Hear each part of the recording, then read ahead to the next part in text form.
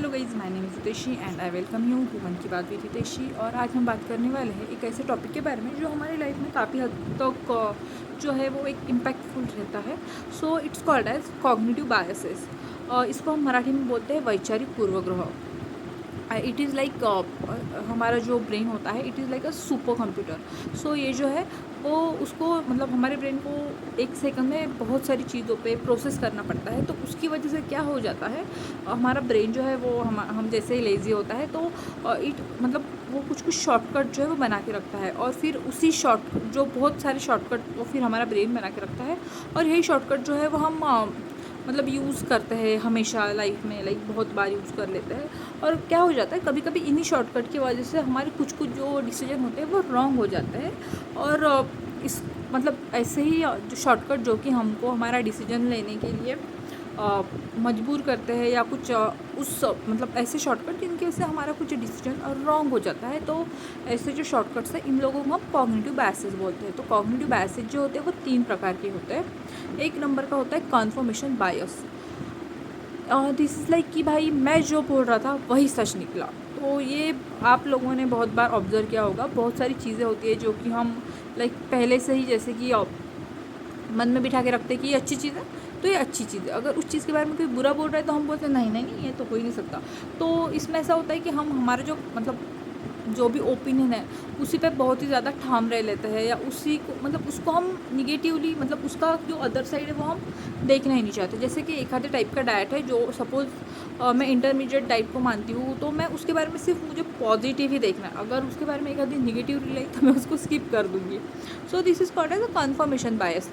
तो ये जो कन्फर्मेशन बायस होता है इसकी वजह से क्या हो जाता है, हम नई चीज़ें सीख ही नहीं सकते हैं। और हम क्या हो जाता है, हमारी मतलब जो मेंटल जो एक लाईक स्क्वेअर होता आहे उसी में हम अटक के रहते हैं। आपली जी म्हणजे की मेंदूची शिकायची क्षमता असते तिला आपण पूर्णपणे बंद करून टाकतो, कारण की आपण फक्त प्रोजेस पाहिले तर आपल्याला कौनच माहीतच पडणार नाही। आणि मतलब सिर्फ अगर हम एक ही चीज़ देख रहे हैं तो उसकी वजह से क्या हो जाएगा, हमारा सिर्फ एक ही एंगल से जो भी लाइक एजुकेशन होगा या जो भी इन्फॉर्मेशन होगा वो वन साइडेड होगा। तो इसकी वजह से बहुत सारे नुकसान हो सकते हैं लाईफ में। जैसे की हमारा नॉलेज लाईक हम म्हणजे आपण आपल्या विचारांच्या चौकटीत अडकून पडू। तर ह्याच्यासाठी आपण जे कन्फर्मेशन बायस आहे ह्याच्यावर लाईक विचार केला पाहिजे आणि सर्वच अँगलनी एखाद्या टॉपिकचा विचार केला पाहिजे। त्याच्यानंतर सेकंड आहे आणि जे की नेहमीच आपल्या लाईफमध्ये होतं ते आहे द संक कॉस्ट फॅलसी। तर ह्याच्यात मी मराठीत एक शब्द सांगू इच्छिते की ह्याच्यामध्ये आपण असं म्हणतो, आत्ता मी एवढा खर्च केला तर मला पुढे केलंच पाहिजे। तर हे तर आपल्या प्रत्येकाच्या लाईफमध्ये होतं। म्हणजे की मला माहिती आहे की जसं मी तुम्हाला एक एक्झाम्पल सांगते। माझी मम्मी का ठिकानी लाइक शी वॉज हैविंग मतलब उसका थोड़ा डेंटल का प्रॉब्लम था, एंड वो वहाँ पे एक ट्रीटमेंट ले रही थी एक डॉक्टर के पास। एंड हम लोगों ने भरपूर मतलब बहुत सारा लाइक काफ़ी आपको पता ही है डेंटल की फ़ीस काफ़ी सारी होती है। सो शी मतलब वो ले रही थी लाइक ट्रीटमेंट। एंड ऐसा हो रहा था कि हमको समझ में आ रहा था कि भाई ये कुछ तो भी नहीं हो रहा है ठीक, this is not something which is right. So we use to tell her कि नो दिस इज़ रॉन्ग।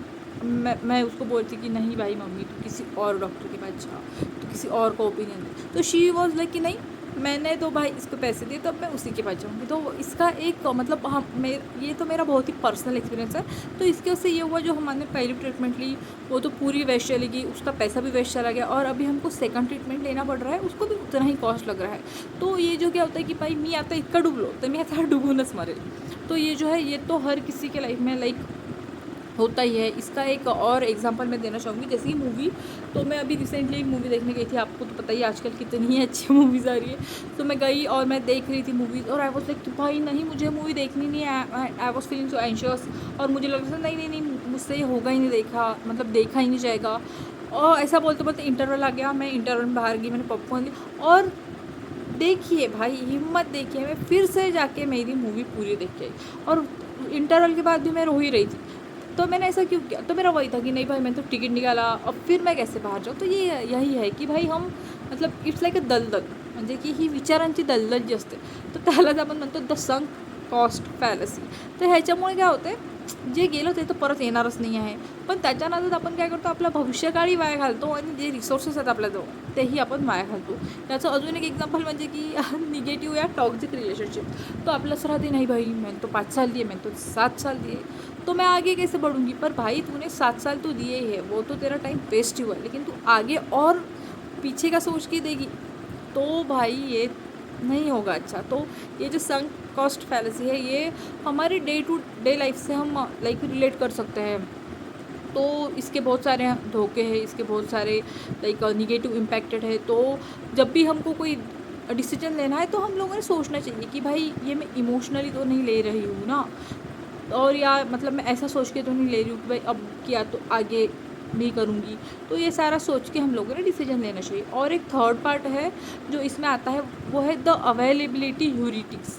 तो इसका यह है कि भाई एक आधी चीज़ होती है जो हमको बार बार याद आती है या बार बार वही हमारे दिमाग में घूमती रहती है। जैसे कि बीच बीच में न्यूज़ आ रही थी, देखिए, एरोप्लेन क्रैशेस की। तो उसकी वजह से क्या हो रहा था कि हम लोग क्या सोचते थे कि नहीं भाई कुछ भी हो जाए मैं एरोप्लेन से ट्रैवल नहीं करूँगी, या एरोप्लेन से मतलब कुछ भी हो जाए भाई मैं बस से ट्रैवल करूँगी। लेकिन जब हम आंकड़ेवारी देखेंगे तो उसमें जो रोड एक्सीडेंट है दे आर मोर, मतलब much more in number than the actual accidents which are happening in air.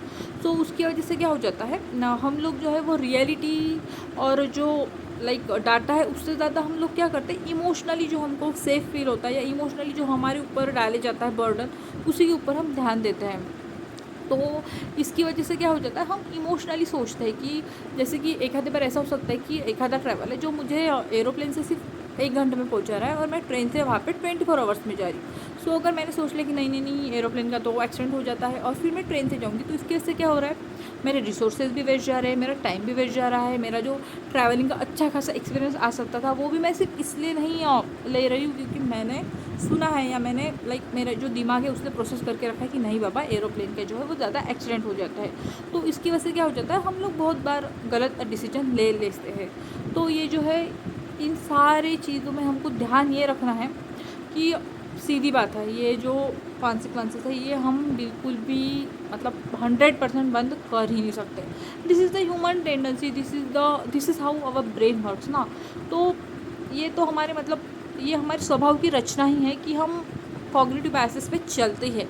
लेकिन जब भी कहीं हमको लाइफ में बड़ा सा डिसीजन लेना है तब हमको सिर्फ एक चीज़ करनी है कि हमको रुकना है और हमें लाइक खुद को क्वेश्चन करना है कि भाई ये जो मैं सोच रही हूँ या ये जो मैं कर रही हूँ तो ये like is it based on reality और I am like having this decision only based on emotions.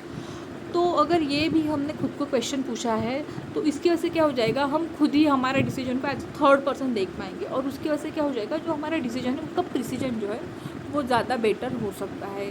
तो इस प्रकार हम हमारे कॉग्निटिव बायसेस पे काम कर सकते हैं।